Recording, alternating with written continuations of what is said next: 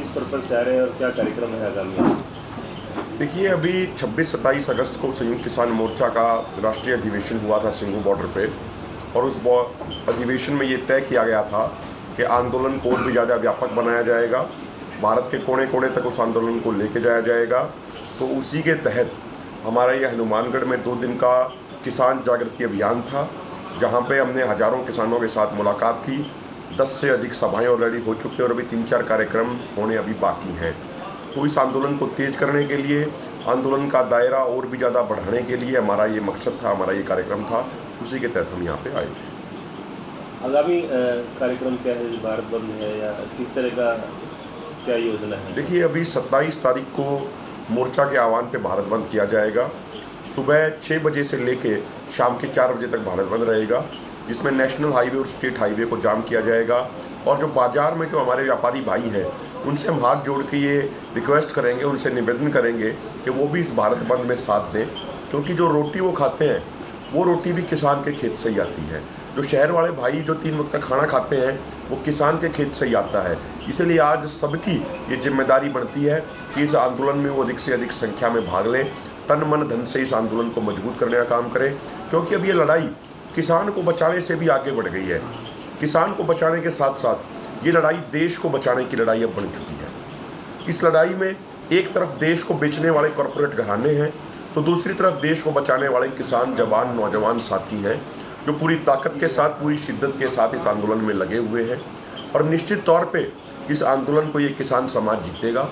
जो 3 किसान विरोधी कृषि कानून लाए गए उनको वापस लेना पड़ेगा, और एमएसपी की गारंटी का कानून भी बनेगा। और जो भी हनुमानगढ़ में हमारी किसान भाइयों से जो चर्चा हुई, जो संवाद हुआ, उससे एक बात ये निकल के आती है कि पूरे हनुमानगढ़ ज़िले में आंदोलन को लेके बहुत जोश है, बहुत उत्साह है। आंदोलन के 10 महीने होने के बावजूद लोगों के जोश में, उनके जज्बे में कोई कमी नहीं आई है। और आने वाले समय में यहाँ से बड़ी संख्या में किसान इकट्ठे होकर काफिला लेके जाएंगे और सिंघू, टिकरी व गाजीपुर बॉर्डर पर पहुँच के आंदोलन को मजबूत करेंगे।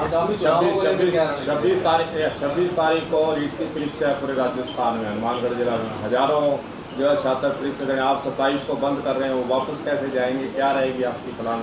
देखिए, जो मोर्चे की जो गाइडलाइन है उसमें ये कहा गया है कि यदि किसी भी जगह पे कोई स्थानीय कंडीशन आती है, कोई अर्जेंसी आती है, कोई इमरजेंसी कंडीशन आती है, तो वहाँ पे स्थानीय संगठन बैठ के अपना निर्णय ले सकते हैं। ये छूट संयुक्त किसान मोर्चा की गाइडलाइंस में दी गई है।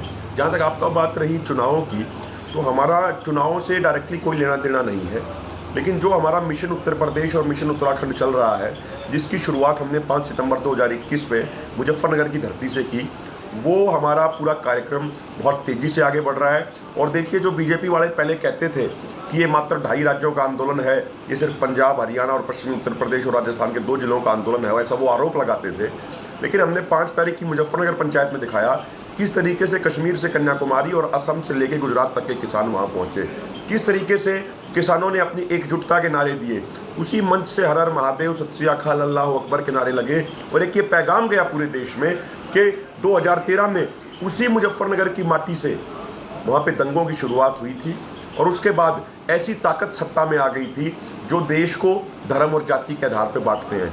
लेकिन उसी मुजफ्फरनगर की धरती से 5 तारीख को सभी किसानों ने ये प्रण लिया है कि हम ना जाति के आधार पर बटेंगे, ना हम धर्म के आधार पर बटेंगे, हम केवल और केवल किसान हैं, और किसानी के तौर पे हम अपना कार्यक्रम आगे बढ़ाएंगे। आप इसमें एक चीज़ देखिए कि जो पूर्वी उत्तर प्रदेश है, ये आरोप बार बार लगता है कि पूर्वी उत्तर प्रदेश में आंदोलन नहीं है। तो मैं आपको बताना चाहता हूँ, अभी कुछ दिन पहले जो बुंदेलखंड के हमीरपुर ज़िले में जो पंचायत हुई, वहाँ पे लगभग 50,000 किसान मौजूद थे। उसके बाद सीतापुर में पंचायत हुई, वहाँ पे भी किसानों का बड़ा जन समर्थन मिला। तो जो ये पूरा विस्तार हो रहा है एक मिशन उत्तर प्रदेश के तहत पूरे उत्तर प्रदेश में आंदोलन का, इससे बीजेपी वाले और उनकी सहयोगी पार्टी वाले डरे हुए हैं। हम ये बात कहना चाहते हैं कि इस आंदोलन की वजह से, ये कई मीडिया चैनल्स का आंकड़ा है कि इस आंदोलन की वजह से प्रधानमंत्री की लोकप्रियता काफ़ी कम हो गई।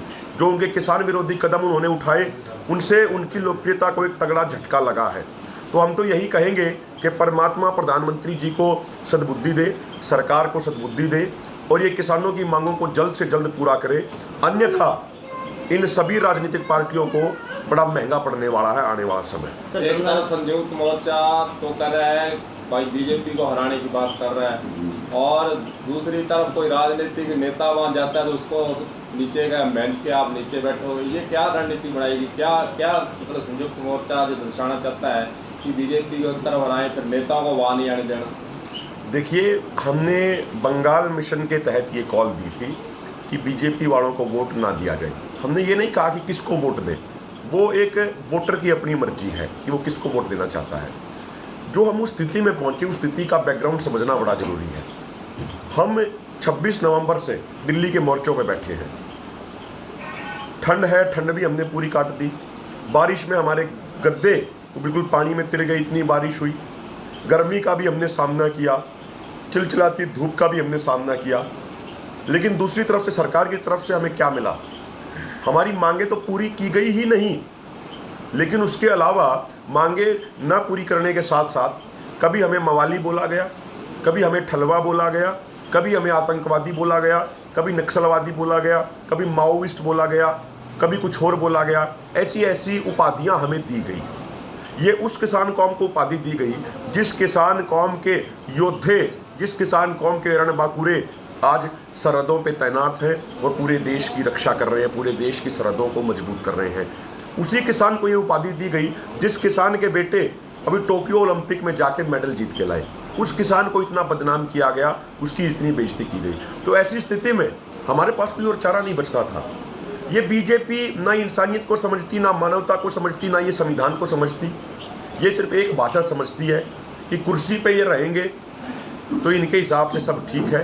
तो ये कुर्सी पाने या कुर्सी जाने की भाषा समझते हैं। और मैं आपको एक बात और बताऊं, जब 11-12 दौर की बातचीत हुई सरकार के साथ, तो उन बातचीतों में हम शामिल रहे, तो एक बातचीत में पीयूष गोयल ने कहा था, जो केंद्रीय मंत्री हैं, कि भाई यदि आपके किसान आंदोलन को इतना ही अधिक समर्थन होता, यदि इसका असर होता, तो बिहार में एनडीए की सरकार कैसे बन गई। तो उस समय हमने उनको ये कहा था कि यदि आप इस भाषा में समझना चाहते हैं तो चिंता मत कीजिए, आने वाले समय में आपको इसी भाषा में समझाया जाएगा। तो उसका एक नमूना अभी बंगाल में हो चुका है और आगे आने वाले समय में अभी नमूनों की लिस्ट लग जाएगी। संयुक्त मोर्चा अडानी और अंबानी के टोल नाके हों चाहे मॉल हो, उनका विरोध कर रहा है। जहाँ कांग्रेस की सरकार आपका समर्थन कर रही, तो स्टेट के जो टोल नाके ये फिर बंद करने का क्या उद्देश्य है इसका किसानों का? देखिए, चाहे कोई भी पार्टी रही हो, कांग्रेस हो या बीजेपी हो, इनमें से कोई भी पार्टी किसानों की सगी नहीं है। 2007 में स्वामीनाथन आयोग की रिपोर्ट आई थी। उस समय किसकी सरकार थी केंद्र में? केंद्र में उस समय यूपीए यानी कांग्रेस की सरकार थी, कांग्रेस के गठबंधन की सरकार थी। 2007 से लेकर 2014 तक यही कांग्रेस पार्टी की सरकार कुंडली मार के उस स्वामीनाथन आयोग की रिपोर्ट के ऊपर बैठी रही और उस रिपोर्ट को लागू नहीं किया। जो आज देश में जो ये मुक्त बाजार, मुक्त व्यापार की नीतियां चल रही हैं, जिन नीतियों ने सिर्फ भारत में ही नहीं पूरी दुनिया में किसानों को बर्बाद कर दिया, वो नीतियां कहां से आई? वो नीतियां कौन लाया? वो नीतियां 1990 के दशक में आई। उस समय देश में कांग्रेस की सरकार थी। तो जो किसान विरोधी नीतियां थी, उन नीतियों को और भी ज़्यादा तेजी से, मजबूती से आगे बढ़ाने का काम बीजेपी सरकार ने किया। 2014 से पहले प्रधानमंत्री मोदी जी बार बार कहते थे, हजारीबाग की सभा में उन्होंने कहा था, हमें याद है वो हजारीबाग में उनकी सभा हुई थी, उन्होंने एक एक करके बताया था कि C2+50 के अनुसार MSP देंगे। C2 में खर्चा क्या क्या जुड़ेगा? आपकी ज़मीन का खर्चा, आपकी ज़मीन का किराया, बेशक आपकी ज़मीन खुद की हो, आपका खाद का खर्चा, आपका बीज का खर्चा, आपका यूरिया, आपका DAP का खर्चा, जो आपके ट्रैक्टर और जो दूसरे इक्विपमेंट हैं, हैरो कल्टीवेटर, उनका जो प्राइस डेप्रिसिएशन होगा वो भी आपके खर्चे में जोड़ा जाएगा। आपका फैमिली लेबर भी जोड़ा जाएगा, बाहर का लेबर भी जोड़ा जाएगा और उसमें 50% जोड़ के ये MSP देंगे। ये वादा प्रधानमंत्री मोदी ने किया था। लेकिन इनकी सरकार ने 2015 में सुप्रीम कोर्ट में एफिडेविट दिया जस्टिस रमन्ना और जस्टिस चट्टोपाध्याय की बेंच के सामने कि हम स्वामीनाथन आयोग के अनुसार फसलों का MSP किसानों को नहीं दे सकते। ये इसी मोदी सरकार का एफिडेविट है। तो हाँ, कोई भी राजनीतिक पार्टी हमारी सही नहीं है। जिस पार्टी को मौका लगा उस पार्टी ने इस मेहनतकश किसान कौम को लूटने और ठगने का काम किया है, कोई उसमें पीछे नहीं रहा। गुरनाम सिंह चुडूनी ने चुनाव जो लड़ने का पंजाब में, हरियाणा में किसान मोर्चे का आह्वान किया था और किसान मोर्चे ने उसका विरोध किया, तो क्या किसान जो है किसी पार्टी में या किसी में जो चुनाव लड़ने कोई इरादा नहीं आगे? देखिए, ऐसा है, जो संयुक्त किसान मोर्चा बना, संयुक्त किसान मोर्चा कुछ डिमांड्स के ऊपर बना। सब संगठनों की अपनी अलग अलग विचारधाराएं होती हैं। संयुक्त किसान मोर्चा इस चीज़ के ऊपर बना कि तीनों कृषि कानून रद्द कराए जाएं और MSP की गारंटी का कानून बनाया जाए। इन दो मुद्दों पे सभी किसान संगठनों की, चाहे उनकी विचारधारा कोई भी हो, सबकी व्यापक सहमति है। तो संयुक्त किसान मोर्चा सिर्फ इन्हीं दो मांग पे फोकस करना चाहता है। उसके अलावा हम किसी चीज़ पे कोई चर्चा या कोई टिप्पणी नहीं करना चाहते। जो उन्होंने कहा उसका जवाब तो शायद वो दे पाएंगे, वो बेहतर तरीके से दे सकते हैं। उस पर हम कोई टिप्पणी करें ये उचित नहीं होगा। जहाँ तक मेरी जानकारी है वो अपना बयान वापस भी ले चुके हैं।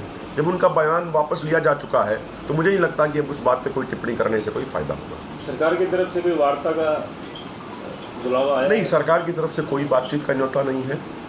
और सरकार के मंत्री और प्रतिनिधि सिर्फ भाषणों में कहते हैं, प्रेस कॉन्फ्रेंस में कहते हैं हम बातचीत करने के लिए तैयार हैं।